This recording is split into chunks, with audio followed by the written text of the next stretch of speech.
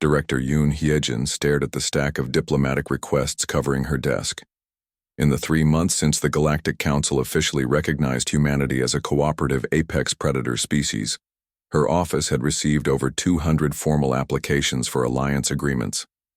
"Ma'am," said her Assistant Secretary Kim Young-soo, "the Altarian Trade Consortium is requesting an immediate meeting. They're offering exclusive mining rights to 17 star systems in exchange for human protection of their merchant fleets." Yoon. Hyejin rubbed her temples. She had been Earth's Director of Interspecies Relations for 5 years, handling occasional contact with the few alien species humanity had encountered. Now she was trying to manage relationships with hundreds of different civilizations. "What about the Crystalline Collective?" she asked. "They're offering to share their energy generation technology if humans will mediate a territorial dispute with the gaseous nebula entities. The nebula entities are requesting human arbitration too," Kim Young-soo continued, "but they're offering biotechnology in exchange." This was the new reality. News of humanity's successful cooperation with the Chthoni had spread throughout the galaxy faster than anyone expected. Species that had been locked in conflicts for centuries were suddenly interested in human-mediated solutions.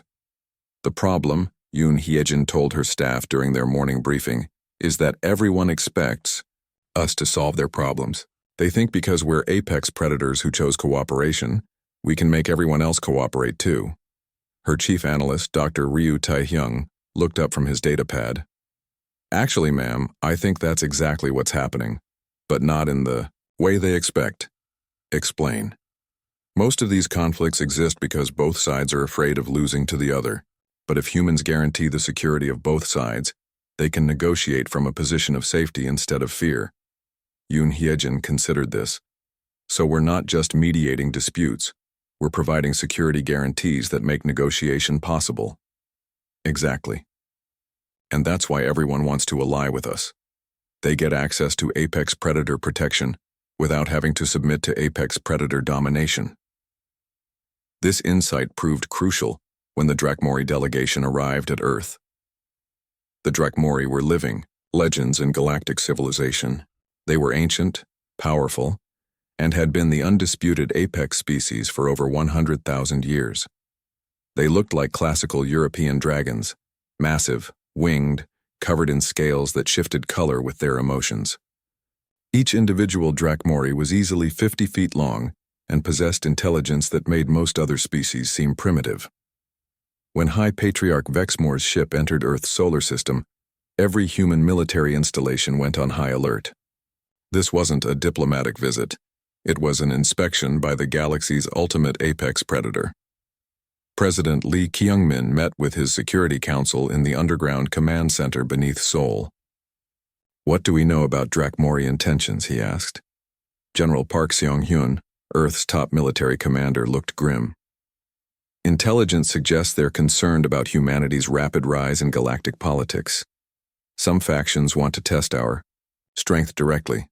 Test how? Unknown. But Drakmori have destroyed entire species they considered threats to galactic stability." Defense Minister Nam Yoonji leaned forward. "Sir, our entire fleet wouldn't last 10 minutes against a full Drakmori assault. They have technology that's older than human civilization." President Lee was quiet for a moment. "What does Director Yoon think?" Yoon Hyejin had been studying Drakmori psychology for weeks, preparing for this moment. "I think they're curious, not hostile.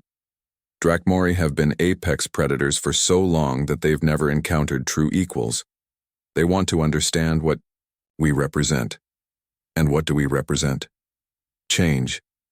For 100,000 years, galactic civilization has been stable because the Drakmori enforce stability. Now humans are creating new forms of cooperation between species. That changes everything." The meeting between President Lee and High Patriarch Vexmore took place on neutral ground, Nexus Prime Station. But the circumstances were anything but neutral. Vexmore was enormous even for a Drakmori, his scales a deep red gold that spoke of great age and power. When he spoke, his voice resonated through the meeting chamber like controlled thunder. "President Lee of the humans, I have come to understand what your species represents to the galactic order." Lee Kyung-min had prepared for this moment. but facing a creature that could destroy cities with its bare claws was still intimidating. High Patriarch, we hope to learn from the Drakmori's wisdom and experience. Wisdom, Vexmore repeated, his scales shifting to a more golden hue. An interesting word. Do you know why the Drakmori have maintained galactic peace for so long? Through strength and deterrence? Through elimination of alternatives. When species became too aggressive, too expansionist, too disruptive, we removed them from the equation. The casual way the ancient dragon described genocide sent chills through the human delegation. But you, Vexmore continued, have chosen a different approach. You strengthen potential threats instead of eliminating them. President Lee chose his words carefully. We believe strong allies are more valuable than eliminated enemies. Even when those allies might eventually challenge your own power, especially then. Challenge drives improvement. Competition makes everyone stronger. Vexmore's great head tilted slightly. You speak like apex predators, but think like something else, something new. Dr. Ryu Taehyung, who had been included in the delegation specifically for this kind of discussion, stepped forward. High Patriarch, may I offer an observation? The dragon's ancient eyes focused on him. Speak, human scholar. Every world produces apex predators, but Earth is unique. We produced an apex predator that eliminated all the others, then chose not to remain alone at the top. Explain. Humans could have remained the only intelligent species on Earth. Instead, we developed other species, dogs, horses, even enhanced dolphins and primates. We created artificial intelligences. We're working to uplift several Earth species to full intelligence. Vexmore's scales shifted through several colors as he processed this information. You deliberately create potential competitors? We create potential partners. The galaxy is vast and dangerous. No single species, no matter how strong, can handle every threat alone. The Drakmori have done so for millennia. Dr. Ryu nodded respectfully. And that's exactly why the galaxy needs both Drakmori and humans. You provide stability through strength. We provide growth through cooperation. Something changed in the Patriarch's expression. You suggest we are complementary rather than competitive. President Lee seized the moment. High Patriarch, the Drakmori have been guardians of galactic civilization for eons, but even guardians need allies they can trust to help carry the burden. The silence stretched for several minutes as Vexmore considered. Finally, his scales settled into a pattern of deep gold mixed with blue, colors that Drakmori scholars interpreted as thoughtful respect. No species has ever offered alliance to the Drakmori as equals, he said slowly. Most seek our protection. Some challenge our authority. None have suggested mutual cooperation. Because none were strong enough to be useful partners, or wise enough to see the benefits, Yoon Hyejin added. And humans are both? We're strong enough to handle problems you don't want to deal with personally, President Lee said. And we're invested in maintaining the galactic stability you've worked so hard to create. Vexmore's laugh was like controlled volcanic rumble. You offer to be junior partners in maintaining galactic order? We offer to be partners, period. Not junior, not senior. Just partners working toward the same goals. The negotiation continued for 3 days. When it concluded, the galaxy had its first formal alliance between two apex predator species recognized as complete equals. But the most important moment came during a private conversation between Vexmore and Dr. Ryu Taehyung. Human scholar, answer me honestly. What is your species' ultimate goal? Dr. Ryu thought carefully before answering. To create a galaxy where intelligence can flourish without fear, where species can develop and grow and become everything they're capable of becoming, even if they eventually become stronger than humans, especially then. The universe is full of wonders we haven't discovered yet, problems we haven't solved yet, questions we haven't even thought to ask yet. We need all the intelligence and creativity and strength we can get. Vexmore's ancient eyes studied the human scientist. You seek to cultivate an ecosystem of intelligence rather than dominating it. Yes, exactly. This is why other apex predators are willing to ally with you. You make them stronger instead of demanding they submit. And this is why the Drakmori are willing to work with us, Dr. Ryu replied. We're not trying to replace your role as guardians. We're trying to help you succeed at it. The announcement of the Drakmori Human Alliance sent shockwaves throughout the galaxy. If the ancient dragons accepted humans as equals, then humanity's status as a cooperative apex predator was beyond question. Within weeks, the applications for human alliance or mediation tripled. Species that had been isolated for centuries began reaching out to the galactic community. Ancient conflicts that seemed unsolvable suddenly had new possibilities for resolution. But the most significant change was in the apex predator species themselves. General Morgeth of the emergency session of the Galactic Council was unlike anything in their recorded history. Representatives from hundreds of species gathered at Nexus Prime to discuss the human problem. Ambassador Kethvar stood before the assembled delegates, his blue-gray skin looking pale under the chamber's lights. In 67 days of conflict, the humans systematically destroyed 70% of Admiral Krextai's battle fleet. They did this without conquering territory, claiming resources, or demanding submission. Murmurs rippled through the chamber. The insectoid Mortak clicked his mandibles nervously. Explain systematic destruction more precisely. Kethvar activated a holographic display showing the Zarion sector. Red marks indicated destroyed or damaged Kithani installations. The humans didn't attack randomly. They mapped the entire Kithani supply network, then eliminated every component that supported military operations. Fuel depots, ammunition stores, repair facilities, communication relays. But they offered terms? Asked Velnari, the energy being's form shifting through nervous color patterns. They could have destroyed Krextai completely? Yes. When they had the Kithani admiral at their mercy, they offered a truce. No territorial demands, no tribute requirements. Only one condition: no more attacks on human civilians. General Morgeth of the Saurians leaned forward in his seat. This is unusual behavior for apex predators. We typically fight for dominance or resources. Exactly, Kethvar replied. Humans fight to eliminate threats. Once something is no longer threatening, they show no interest in destroying it further. In another part of Nexus Prime, Dr. Han Sujin was explaining human psychology to a group of confused alien scientists. She had arrived 3 days ago as part of Earth's diplomatic mission to address the conflict situation. You must understand, she told the assembled xenopsychologists. Human aggression is defensive, not acquisitive. We don't fight to gain things. We fight to protect what we already have. The Vorthaki scientist Ethron raised a long-fingered hand. But humans eliminated all competing predators on their homeworld. That suggests acquisitive expansion. Dr. Han nodded. It might look that way, but consider the pattern. Humans spread across Earth gradually over tens of thousands of years. As we moved into new territories, we came into conflict with existing predators. The extinctions weren't planned genocide. They were the result of competition for resources. And now? Asked a crystalline being whose name translated as Sharp Mind of the Eternal Facet. Now humans have enough resources. Earth's population is stabilizing. Our expansion into space is voluntary exploration, not desperate migration.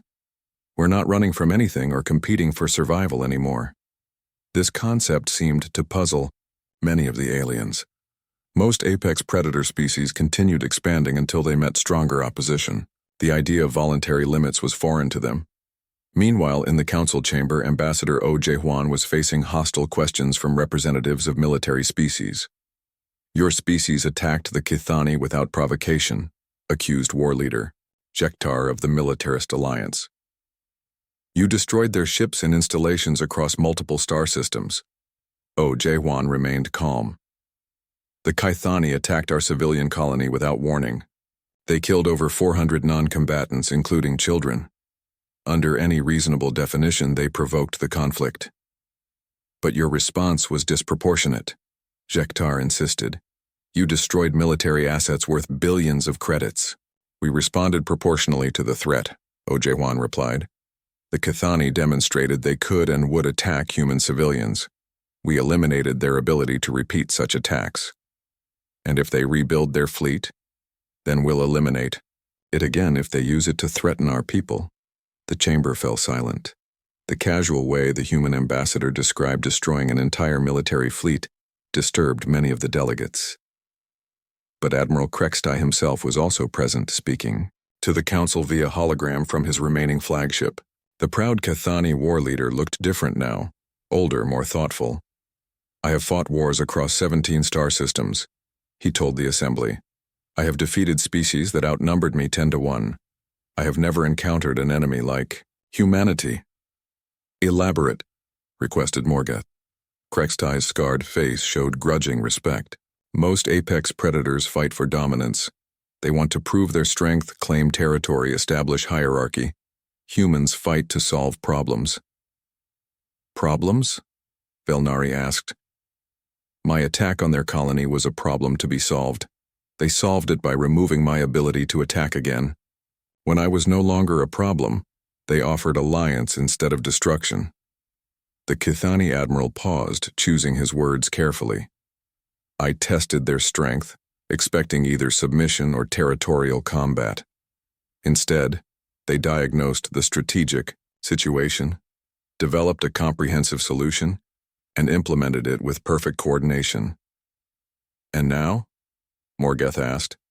Now we are negotiating a mutual defense pact. Humans don't want to rule Kithani territory. They want Kithani military strength protecting both our species from external threats. This statement caused an uproar in the council chamber. Alliance between apex predator species was extremely rare. Usually, only one could dominate any given region of space. In the corridor outside the chamber, Dr. Han Sujin encountered Morgoth during a recess. The Saurian general approached her with what might have been curiosity. Dr. Han, I have a question about human nature. I'll try to answer. Your species eliminated all competing apex predators on your homeworld, but then you stopped expanding aggressively. Why? Dr. Han considered the question. Because we had achieved our objective. Humans aren't naturally aggressive. We're naturally protective. Once our territory was secure and our people were safe, we had no reason to keep fighting. But apex predators always seek more territory, more resources. Do they? Or do they seek security and stability? Maybe what looks like endless expansion is really just repeated responses to perceived threats. Morgoth's yellow eyes studied her face. You suggest that apex predators fight from fear, not ambition? I suggest that humans fight to protect what we value. If other species aren't threatening what we value, we have no quarrel with them. The general was quiet for a long moment. This is a new perspective. Is it? Haven't you ever wanted to just be left alone to live in peace? Something changed in Morgoth's expression. Yes, he admitted. But peace requires strength to maintain it. Exactly. Humans are willing to be very strong when necessary to protect our peace. When the council reconvened, the tone of the debate had shifted. Instead of condemning human aggression, delegates began asking practical questions about cooperation. If humans are truly defensive rather than expansionist, asked Trademaster Velcor of the Commercial Federation, would they be willing to guarantee safe passage for merchant vessels? Ambassador O.J. Wan nodded. Absolutely.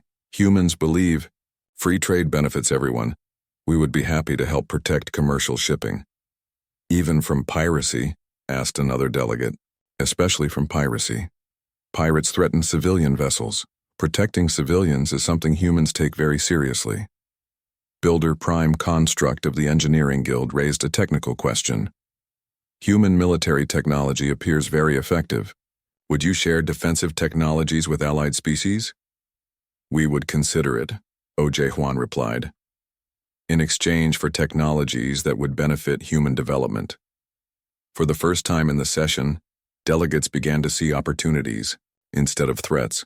The breakthrough came when Ambassador Kethavar made an observation. The Council has always assumed that apex predators must compete with each other. But what if they can cooperate?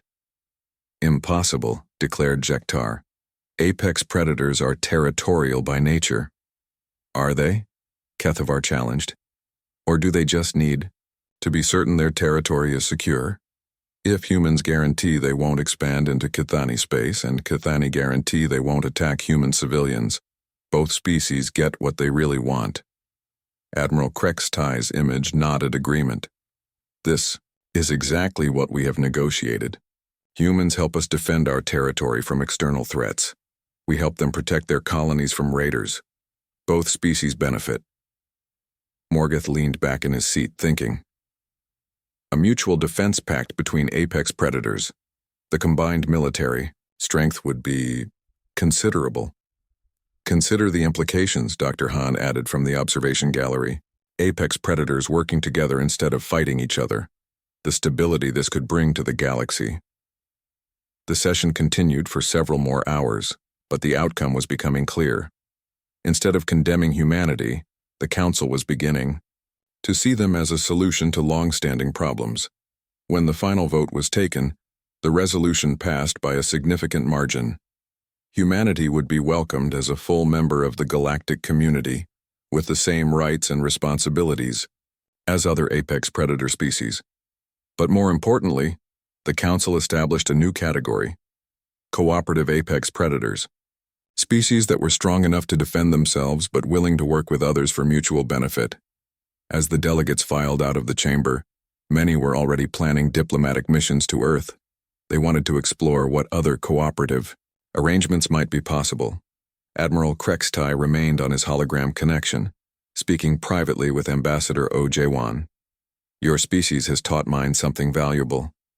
The attack on New Sol came without warning. Lieutenant Colonel Bei Junho was reviewing supply reports when the alarm started screaming. He dropped his datapad and ran to the command center, his boots echoing in the corridors of the colony's main building. Report, he shouted over the noise. Sergeant Major Wee Sung-ho was already at the tactical display, his face grim. Unknown ships came out of hyperspace 30 minutes ago. They hit the outer settlements first, then moved toward the main colony.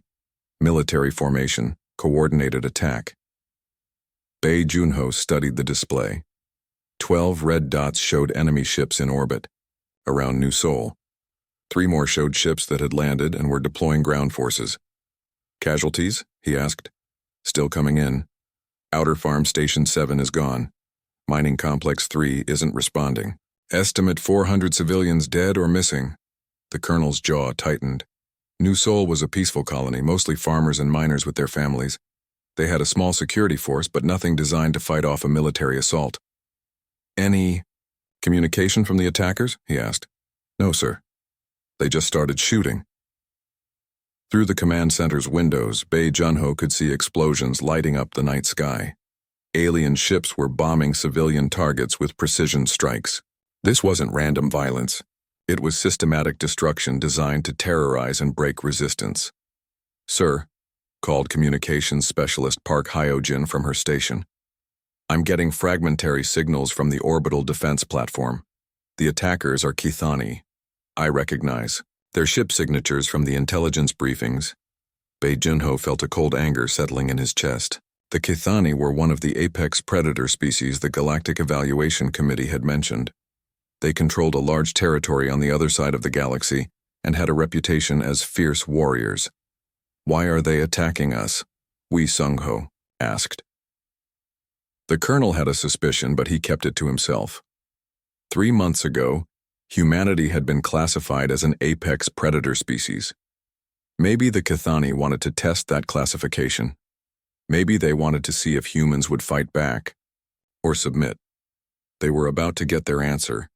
Send an emergency signal to Earth Command, Bei Junho ordered. Full tactical data on the attack. Tell them we're implementing Emergency Protocol 7.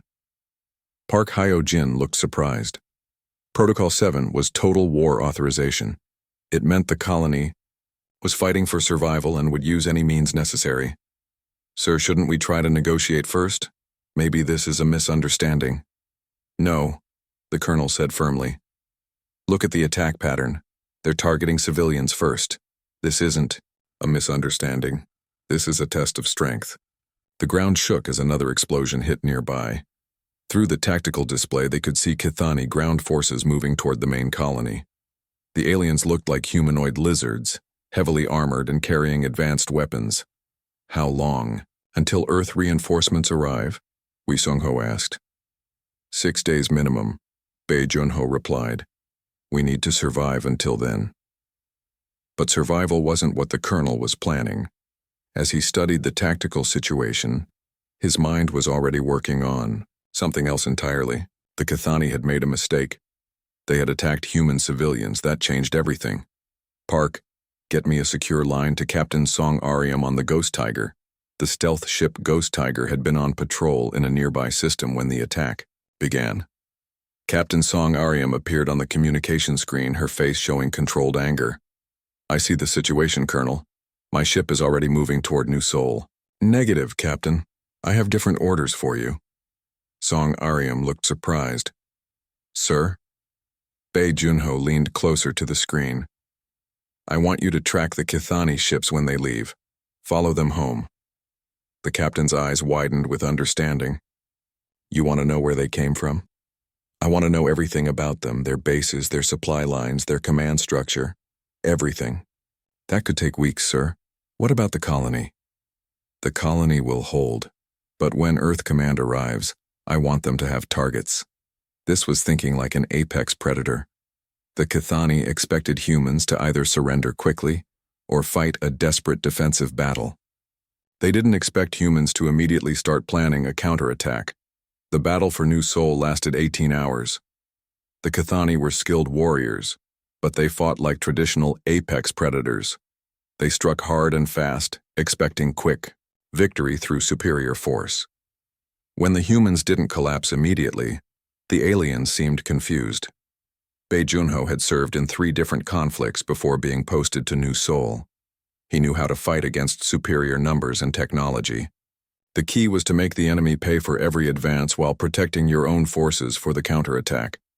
The human defenders used the colony's infrastructure against the invaders. They collapsed tunnels to channel Cathani movements, used industrial equipment as improvised weapons, and turned every building into a fortress. The Cathani were expecting to fight farmers and miners. Instead, they found themselves fighting soldiers who happened to be farmers and miners. Every human colonist knew how to use weapons and follow military orders. Earth didn't send weak people to establish colonies on the frontier. Sir, the Cathani are pulling back to their ships, Wee Sung-ho reported as dawn broke over the damaged colony. Bae Jun-ho watched the tactical display as enemy forces withdrew to their landing zones. The aliens had taken heavy casualties trying to overrun the human positions. More importantly, they had failed to break human resistance. Think they're leaving? Park Hyojin asked. Maybe, the colonel said. Or maybe they're regrouping for another attack. But the Cathani ships lifted off and moved away from the planet. Long-range sensors showed them jumping to hyperspace, heading back toward their own territory. Victory? Wee Sung-ho asked. Bae Jun-ho shook his head. This was just the beginning. He was right. Over the next 2 weeks, Captain Song Ariam sent regular reports from her tracking mission. The Ghost Tiger's stealth systems allowed her to follow the Cathani raiders back to their staging area, a military base in the Zerion system, 12 jumps away from human space. But Song Ariam didn't stop there. She mapped the entire Cathani supply network in that sector. Fuel depots, ammunition stores, communication relays, even the locations of breeding colonies where young Cathani were raised. Sir, she reported during one of their encrypted communications, I've identified the fleet commander. Admiral Krextai operates from a battle station in the Gamma Zerion asteroid belt. He's got 30 warships under his command. Bae Jun-ho studied the intelligence data Song Ariam had gathered. Any normal species would use this information for defensive planning. They would fortify their own territory and wait for the next attack. Humans did something different. When the Earth fleet arrived at New Seoul, they found detailed target packages for 17 different Cathani installations. Admiral Thompson, the fleet commander, was amazed at the quality of intelligence. Your captain gathered all this in 2 weeks? He asked Bae Jun-ho. Yes, sir. She's very thorough. Admiral Thompson looked at the target list again.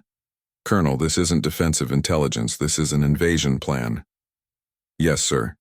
The Cathani wanted to test our strength. I think we should show them what human strength really looks like. The counterattack began 3 days later. Instead of a single massive assault, the humans hit multiple Cathani targets simultaneously.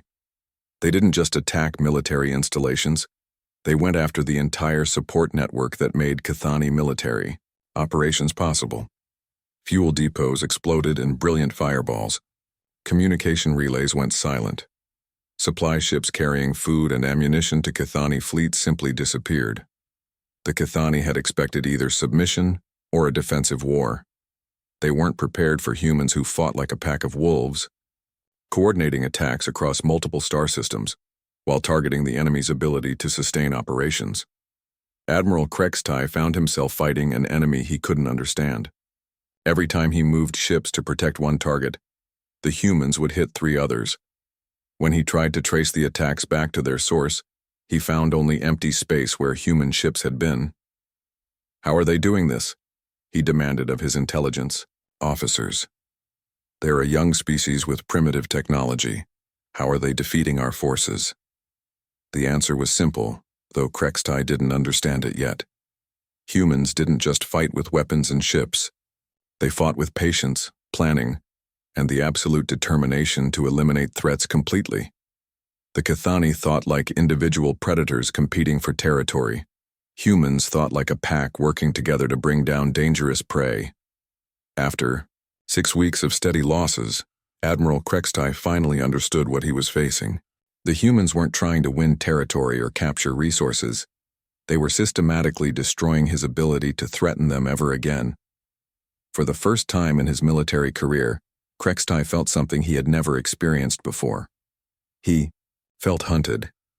The moment came when his flagship was alone, separated from its escort vessels by human tactical maneuvering. Krextai found himself staring at 3 human warships on his tactical display. He was outnumbered and outgunned, but instead of destroying his ship, the humans opened a communication channel. "Admiral Krextai," came a voice speaking perfect Cathani. "This is Admiral Thompson of the Earth Fleet. We need to talk." The Cathani admiral stared at the screen in confusion. His enemy had him at their mercy. Nexus Prime was unlike anything the human delegation had ever seen. The space station was enormous, built in the shape of a perfect sphere with hundreds of docking ports. Ships from dozens of different species came and went constantly. Some looked like crystalline structures that glowed with inner light. Others were purely mechanical, covered in weapons and armor. A few seemed to be alive, pulsing and breathing like giant space creatures.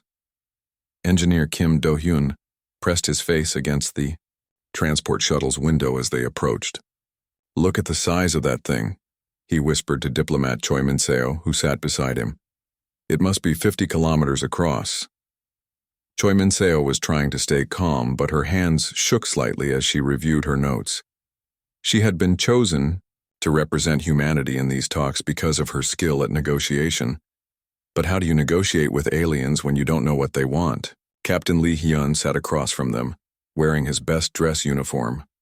3 months had passed since first contact with the Vorthaki.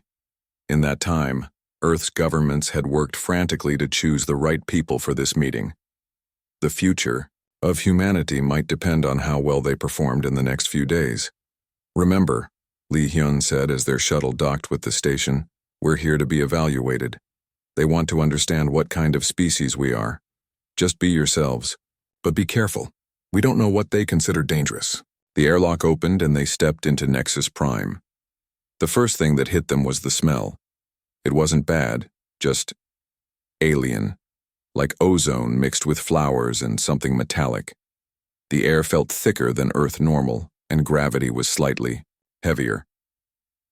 Ambassador Kethvar was waiting for them, along with 2 other aliens the humans had never seen before. One was insectoid, about the size of a human but with 6 arms and compound eyes that seemed to look in all directions at once. The other was reptilian, with scales that shifted color from green to brown, and yellow eyes with vertical pupils. "Welcome to Nexus Prime," Kethvar said through the translation devices they all wore now. "I present Hive Mind Mortok of the Insectoid Collective and General Morgoth of the Saurian Republic. They are part of the evaluation committee. Kim Do-yoon bowed politely to both aliens. Mortak's head tilted at an odd angle, studying him. Morgeth simply stared with those predator eyes. "You are the builders?" Mortak asked in a buzzing voice that sounded like many voices speaking at once. "Your structures are crude but functional. Interesting problem-solving approaches. And you are the warriors?" Morgeth asked in a deep, rumbling voice. "You carry no visible weapons, yet Kethvar says you claim apex status." Choi Min-seo stepped forward smoothly. "We are many things. Builders, warriors, explorers, thinkers. Humans adapt to whatever role is needed." This seemed to interest all three aliens. They led the humans through the station, showing them different areas where various species lived and worked. The humans saw creatures that looked like living crystals, others that appeared to be made of liquid metal, and some that defied any description. "Each species has found their place in the galactic community," Kethvar explained. "The builders construct our stations and cities. The traders manage commerce. The warriors provide security. The thinkers solve complex problems." "What about the apex predators you mentioned?" Lee Hyun asked. "What role do they play?" The three aliens exchanged what might have been glances. "Apex predators are different," Morgeth said finally. "They do not serve roles. They define territories." They were taken to a conference room where several other alien species waited. Kim Do-hyun counted at least 8 different types of beings. Some were clearly peaceful. They had soft features and gentle movements. Others looked dangerous with sharp teeth, claws, or other weapons built into their bodies. "We will now begin the evaluation," announced a new voice. The speaker was unlike anything the humans had seen yet, a creature that seemed to be made of pure energy, constantly shifting between different colors. "I am Velnari of the Energy Collective. We will test your species' responses to various stimuli to determine your classification." The first test was simple. Different aliens approached the humans and tried various forms of communication. Some used sounds, others used lights or scents. The humans responded politely to each attempt, learning what they could. "Adaptive communication," noted Mortak, "not locked into single sensory mode." The second test was more challenging. The insectoid Mortak began releasing pheromones into the air. Kim Do-yoon could smell something sweet and cloying. He felt a strange urge to agree with everything the alien said. "You will find our proposals very reasonable," Mortak buzzed. "Humans should accept junior status in galactic affairs. You are new and inexperienced." Kim Do-yoon felt the chemical influence, trying to change his thinking. But his engineering training had taught him to analyze problems logically. He recognized what was happening. "That's an interesting biochemical approach," he said calmly. "But human brains don't respond to pheromone control the way you expect. We evolved resistance to many chemical influences." Mortak's compound eyes focused on him more intently. "Resistance to hive mind integration." Noted. Next, the ethereal Velnari attempted something different. The air around the humans began to shimmer, and they felt pressure inside their minds. It was like someone was trying to read their thoughts or plant new ideas.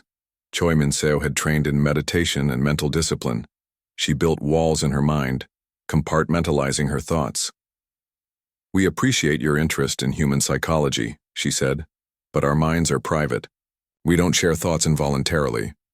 The energy being pulsed with surprise. Psychic resistance. Unusual for a young species. Finally, General Morgeth stepped forward. He was large for a reptilian, probably 8 feet tall, and covered in thick scales. His yellow eyes fixed on Lee Hyun, and he made a deep growling sound. His body language was clearly aggressive, claws extended, posture threatening. Most species would have backed down immediately. The Saurians were known as one of the galaxy's most successful military civilizations. But Lee Hyun had been a soldier before becoming a ship captain. He recognized the challenge for what it was. Instead of submitting or backing away, Lee Hyun met the alien's stare directly. He didn't threaten back, but he didn't show fear either. He simply stood his ground with calm confidence. "You're testing dominance behavior," Lee Hyun said quietly. trying to see if humans will submit to intimidation. Morgoth stared at him for a long moment, then something changed in his expression. His claws retracted and he stepped back slightly. "Interesting," he rumbled. "No submission, no counter-aggression, just steady assessment." The other aliens began talking among themselves in their various languages. The translation devices couldn't keep up with all the different conversations, but the humans caught fragments. Not standard prey response, shows no pack hierarchy submission, evaluates threats instead of reacting. Kethvar approached the humans. "We need to discuss your species' history in more detail, specifically, your relationship with other life forms on your planet." They spent the next several hours in detailed interviews. Kim Do-hyun explained how humans had spread across Earth, adapting to every environment from deserts to Arctic regions. Choi Min-seo described human social structures and how conflicts were resolved. Lee Hyun talked about human exploration and expansion into space.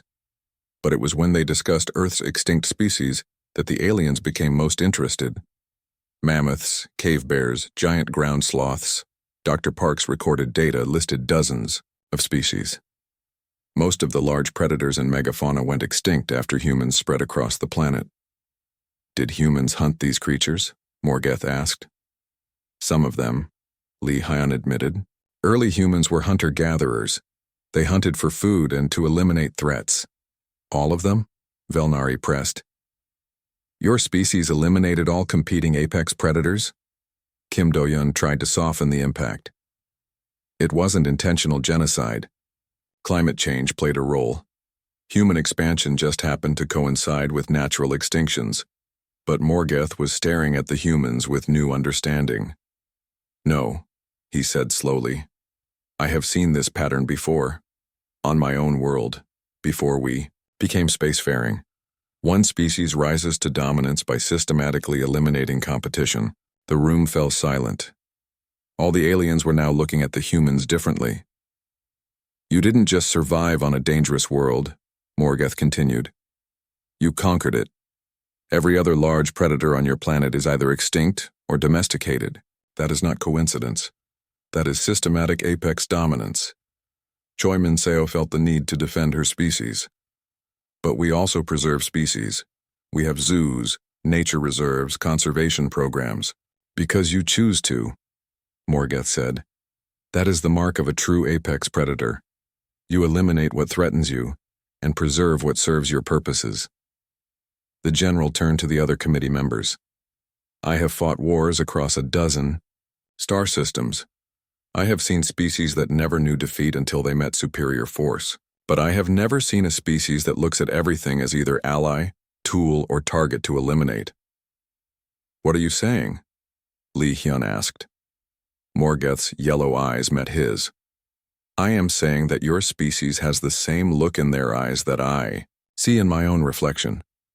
The look of something that has never been prey and never expects to be." The evaluation committee huddled together for. Captain Lee Hyun stared at the massive alien ship through the viewport of the Taeguk. The vessel looked nothing like human ships. Its surface was smooth and curved, almost organic, with a pale blue glow coming from patterns that looked like veins across its hull. It was 3 times larger than his exploration ship.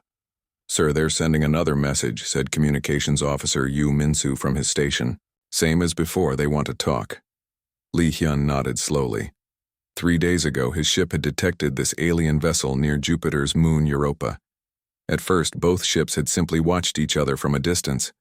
Then yesterday, the aliens had started sending signals. Mathematical sequences, prime numbers, basic physics equations. The universal language of intelligence. "Tell Dr. Park to get ready," Lee Hyun said. "We're going to answer them." Dr. Park Ji-won was the ship's xenobiologist, though until now she had only studied the possibility of alien life. She had never expected to meet actual aliens. When Lee Hyun called her to the bridge, she was already prepared with her translation equipment and recording devices. "Are you ready for this?" Lee Hyun asked her. Park Ji-won looked at the alien ship on the main screen. She felt nervous but also excited. This was the moment humanity had dreamed about for centuries. "Yes, sir. Let's make history." The first communication was simple. The aliens sent mathematical formulas. The humans sent back their own equations. Both sides proved they were intelligent beings. Then the aliens did something unexpected. They sent coordinates for a meeting point between the two ships. They want to meet face to face, Dr. Park said, studying the message. Or whatever they have for faces. 2 hours later, a small shuttle separated from the alien ship. Lee Hyun watched it approach through his binoculars. It was the same smooth, organic design as the larger ship. No sharp edges anywhere. It looked like it had been grown rather than built. The shuttle docked with the Taeguk at the main airlock. Lee Hyun, Dr. Park, and Security Chief Nam Ji-hoon stood ready to greet their first alien visitors. The airlock cycled, and the door opened. 3. Aliens stepped into the human ship. They were tall, maybe 7 feet high, with long arms and legs. Their skin was gray-blue and looked soft, almost like dolphin skin. They had large heads with big dark eyes that seemed very intelligent. They wore simple robes made of material that shimmered like water. The center alien stepped forward and made a gesture with its long-fingered hands. It spoke in a voice that sounded like music mixed with wind. Dr. Park activated her translation device. After a few seconds, it began converting the alien speech into Korean and English. "I am Ambassador Kethvar of the Vorthaki people," the alien said. "We welcome you to the galactic community." Lee Hyun bowed slightly, a gesture of respect.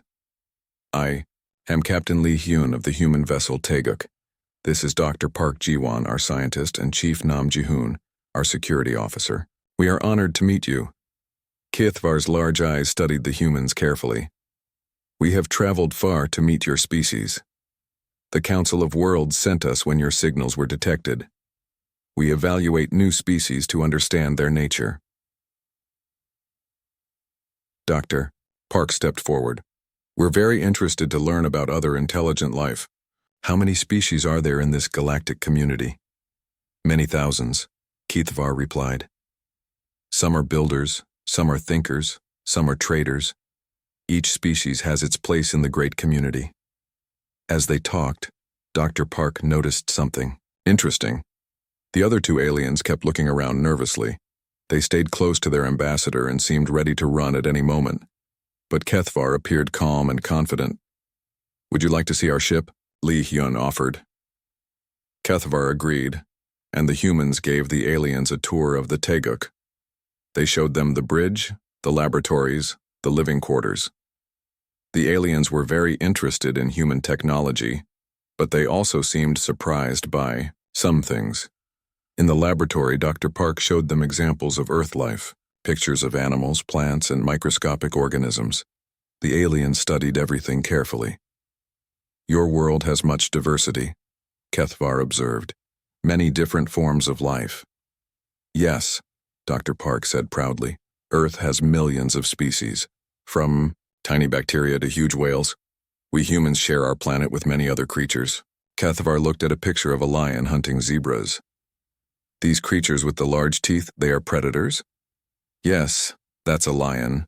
It hunts other animals for food." The alien studied the picture for a long time.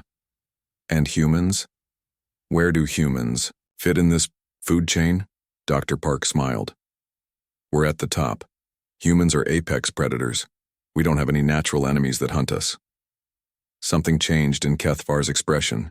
His large eyes focused more intently on Dr. Park's face. "Apex predators," he repeated slowly. "Well, we were," Dr. Park continued. "Early humans hunted mammoths, cave bears, saber-toothed cats, all the big dangerous animals. We're not just scavengers or plant eaters. We're hunters." Kethvar was very quiet for several minutes. He looked carefully at Dr. Park's eyes, then at Lee Hyun's eyes, then at Nam Ji-hoon's eyes. The other two aliens moved even closer to their ambassador. "This is interesting," Kethvar finally said. "Most species we meet are either prey type or pack type. Prey type species are gentle and try to please everyone. Pack type species work together but follow leaders. But apex predator species are rare." "How rare?" Lee Hyun asked. In 50,000 years of galactic civilization, we have found perhaps 12 true apex predator species. Dr. Park felt excited. So we're special? Kethvar looked at her again, with that intense stare. Perhaps. But apex predators are also dangerous. They do not submit easily. They do not fear other creatures. They look at everything as either food, competition, or tools to use. That sounds harsh, Li Hyun said. Humans aren't like that. We cooperate with others. We help weaker species. Do you? Kethvar asked. Or do you simply protect what you consider yours? The question hung in the air. Dr. Park thought about it. Humans did protect pets, livestock, and endangered species. But was that cooperation or was that just managing resources? I think, she said slowly, humans are more complex than simple predators. Yes, we can be dangerous, but we also choose not to be dangerous most of the time. Kethvar nodded. This will be important for the Council to understand. They will want to study your species carefully before deciding your place in the galactic community. The aliens stayed for several more hours. They asked many questions about human history, human culture, and human technology. They were especially interested in human wars and how conflicts were resolved. When it was time for them to leave, Kethvar made a formal invitation. The Council would like to meet with representatives of humanity. There is a neutral station called Nexus Prime, where new species are evaluated. Will you come? Li Hyun looked at Dr. Park and Nam Ji-hoon. This was beyond his authority to decide, but it was also the most important moment in human history. We will need to contact our government, he said, but I believe humanity would be honored to meet the Council. After the aliens left, the crew of the Taeguk sat in stunned silence. They had just made first contact with an alien species, but something about the encounter felt different than they had expected. Did you notice how the other two aliens acted? Nam Ji-hoon asked. They were afraid of us. Dr. Park nodded, and Kethvar kept staring at our eyes, like he was trying to figure something out. Li Hyun looked out at the alien ship, which was now moving away from Jupiter. He said apex predators are dangerous.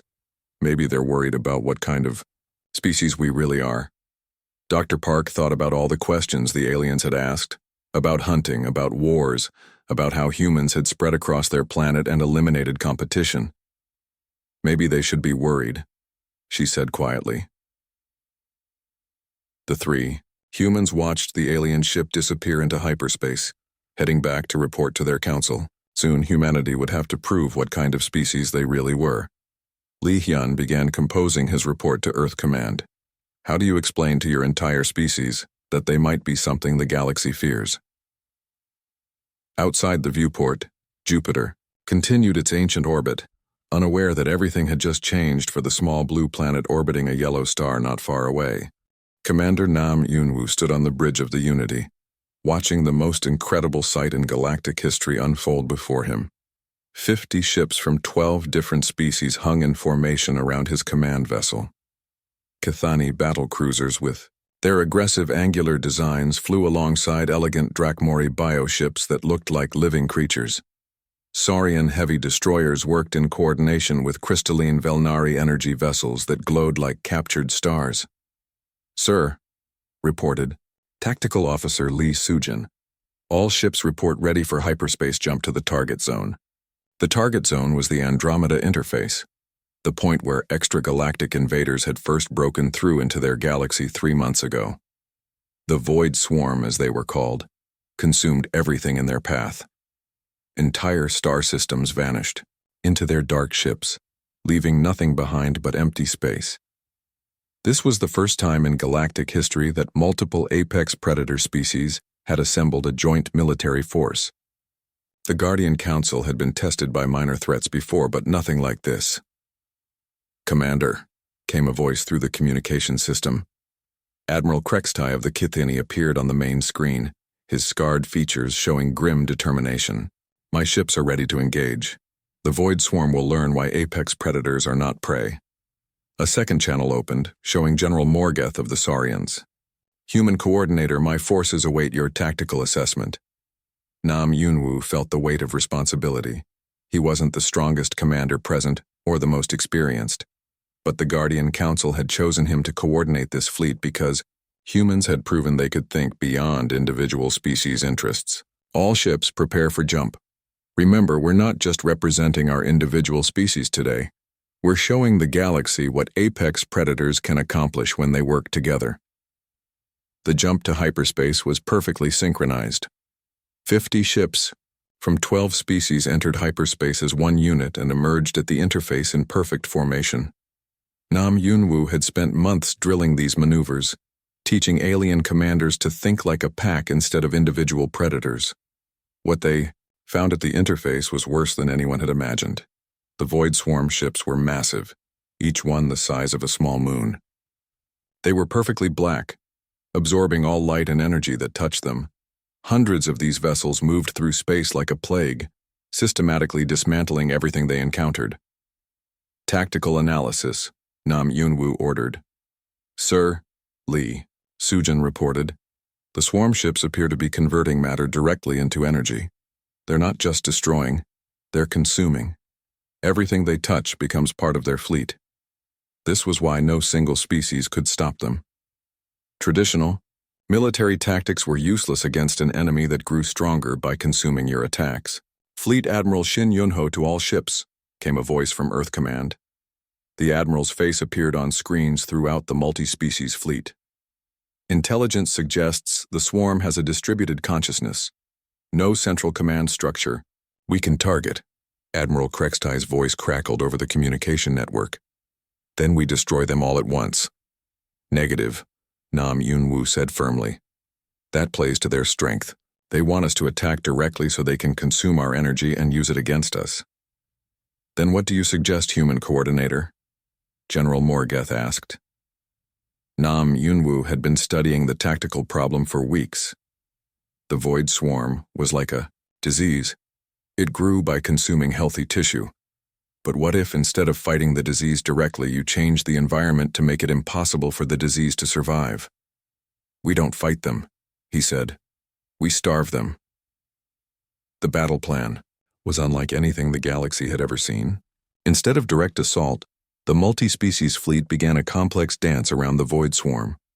Kaithani ships used their superior speed to herd swarm vessels away from energy sources. Drakmori bioships released specialized organisms that interfered with the swarm's matter conversion process.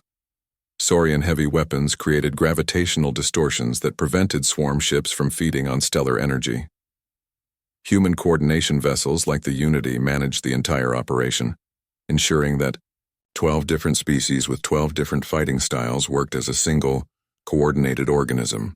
It's working, reported Dr. Park Jin-hyuk from the science station. Swarm energy levels are dropping across the entire fleet. They're beginning to cannibalize each other. The Void Swarm had never encountered organized resistance like this. They were designed to fight species that attack directly, allowing the swarm to consume and grow stronger. But the Guardian Council fleet was fighting like apex predators, patient, coordinated, and absolutely relentless. Instead of feeding the swarm with energy attacks, they were systematically eliminating every energy source the swarm could reach. Solar collectors blocked starlight. Gravitational generators created null zones where matter couldn't be converted to energy. Specialized ships released clouds of particles that interfered with swarm feeding processes. The battle lasted 6 days. Not 6 days of continuous fighting, but 6 days of patient, methodical starvation tactics. The Guardian Council fleet never attacked the swarm directly. They simply made it impossible for the swarm to feed. On the 6th day, the Void Swarm began, collapsing in on itself. Without external energy to consume, the swarm ships started consuming each other in a desperate attempt to survive. Within hours, hundreds of moon-sized vessels had reduced themselves to a few dozen smaller craft. Now, Nam Yunwoo ordered. The final assault was swift and decisive. 12 species attacked the weakened swarm remnants simultaneously. Kaithani plasma cannons, Drakmori energy beams, Saurian kinetic weapons, and human antimatter torpedoes struck as one coordinated barrage. The last Void Swarm ship disappeared in a flash of light that was visible from several star systems away. Victory, Admiral Krextai announced over the fleet communications. The extragalactic threat is eliminated, but Nam Yunwoo was already thinking about what came next. All ships begin search and rescue operations. There may be survivors from systems the swarm attacked. This was the difference between apex predators fighting individually and apex predators working as a pack. Individual predators stopped when the threat was eliminated. Pack predators immediately began caring for their territory and protecting the vulnerable. The rescue operations continued for 2 weeks. The Guardian Council fleet saved millions of beings from dozens of species whose worlds had been partially consumed by the Void Swarm. More importantly, they began immediate reconstruction efforts to help these survivors rebuild their civilizations. When Fleet Admiral Shin Yunho arrived to debrief the operation, he found something unprecedented in military history. "Commander Nam," he said during their private meeting, 12 species from different star systems are requesting permanent alliance agreements. They want to join the Guardian Council as protected members. "That's a lot of new responsibility," Nam Yunwoo replied. "It gets better. Representatives from the Andromeda Galaxy have sent a delegation asking for our help with similar threats in their region." Nam Yunwoo felt overwhelmed. A year ago, humanity had been a single-planet species just discovering they weren't alone in the universe. Now they were coordinating galactic defense operations. "Sir, I don't think humanity is prepared for that level of responsibility." Admiral Shin smiled. "Commander, humanity isn't doing this alone anymore. We're part of something bigger now." 3 months later, Ambassador Park Minho stood before the reformed Galactic Council to deliver what would become known as the New Balance Address. The council chamber had been expanded to accommodate representatives from over 1,000 species. What had once been a small gathering of established civilizations was now a true galactic parliament. "Fellow beings of the galaxy," Park Minho began. "1 year ago, humanity was classified as an apex predator species. Today, we address you as gardeners of galactic civilization." The chamber was completely silent. Representatives from species that had been enemies for millennia sat side by side, all focused on the human ambassador's words. Every apex predator knows the look in human eyes because it's the same as theirs. The look of something that has never been prey, never expects to be prey. But what makes humans different is what we do with that strength. Park Minho gestured to the mixed assembly. "Look around this chamber. Former enemies now working together. Isolated species now part of a larger community. Ancient conflicts resolved through cooperation instead of conquest. This is not human dominance," he continued. "This is human gardening. We take the wild ecosystem of galactic civilization and help it grow into something more beautiful, more diverse, more resilient." High Patriarch Vexmore rose to speak, his ancient form commanding immediate attention. "Ambassador Park speaks truth. For 100,000 years, the Drakmori maintained peace through strength alone. But strength without growth is mere stagnation." Admiral Krextai's image appeared on the chamber's screens. "The Kythani learned that humans don't fight to dominate, they fight to protect, and they extend that protection to any species willing to contribute to galactic stability." General Morgeth stood from his section. "Apex predators working together have proven stronger than apex predators fighting alone. The Void Swarm would have consumed half the galaxy if we had faced them individually." Ambassador Park nodded to